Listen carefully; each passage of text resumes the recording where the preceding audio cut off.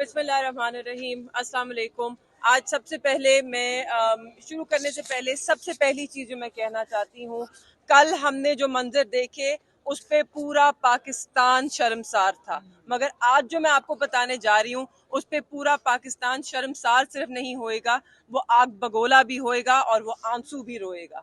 कल मेरे वालिद जो कि पाकिस्तान तहरीक इंसाफ के वाइस चेयरमैन है, जो पाकिस्तान के वजीर खारजा 2 दफा रह चुके हैं, इलेक्टेड वजीर खारजा, कोई केयर टेकर नहीं, इलेक्टेड वजीर खारजा रह चुके हैं। उन्हें कल रात जब थाने लेके गए, वहां पर जो SHO हैं जमाल, उन्होंने बदतमीजी की, ठुड्डे मारे, मुक्के मारे, टॉर्चर किया, फिजिकली टॉर्चर किया, मेंटली टॉर्चर किया, सारी रात सोने नहीं दिया, एक ठंडे कमरे में जमीन पे फेंक दिया, पानी तक नहीं था, ना पीने का, ना वुजू का, ना बाथरूम का, वहां पे कोई फ्लश नहीं था, कुछ नहीं था।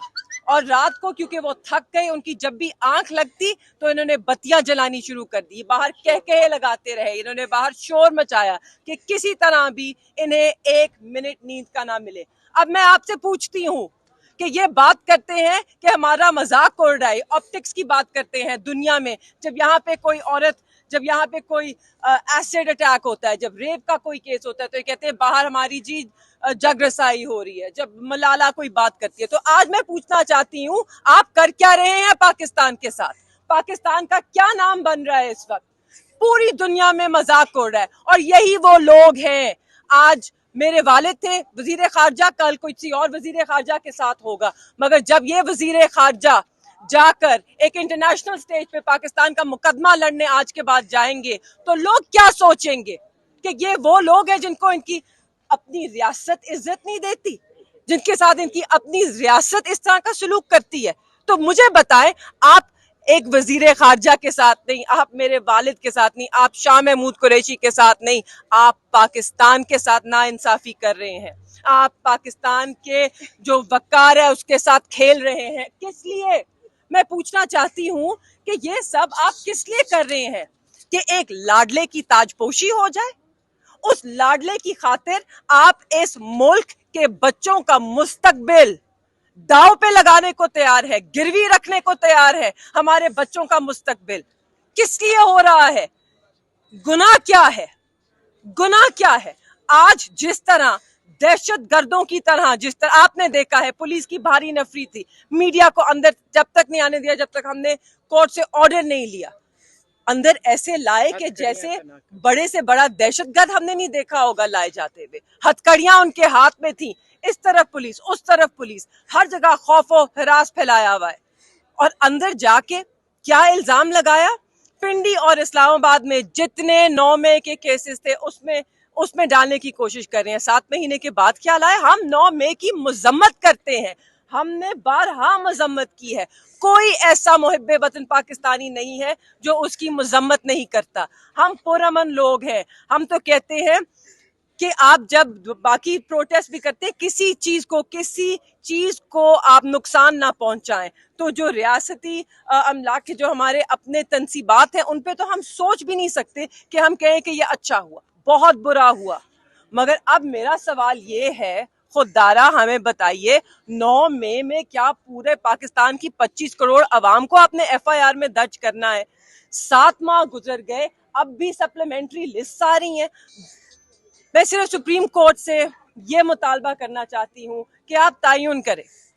9 में एक बहुत ही अफसोसनाक सानिया जरूर था, उसमें जो मुलव्विस हैं उनको सामने लाया जाए।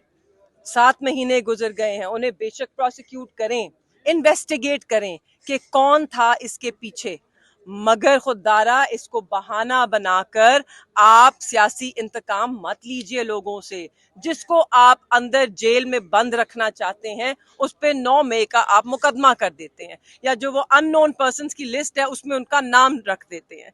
तो ऐसे ना करें, ऐसे ना करें। पाकिस्तान को नुकसान पहुंच रहा है, पाकिस्तान के लोगों को नुकसान पहुंच रहा है, पाकिस्तान के लोगों को दुख पहुंच रहा है। आज पूरा पाकिस्तान शर्मसार है। यहाँ तक के बात आ गई कि ऑपोजिशन से आवाजें उठने लग गई कि ये इकदाम ठीक नहीं है। तो कौन कर रहा है? क्यों कर रहे हैं? کس کو فائدہ ہوگا.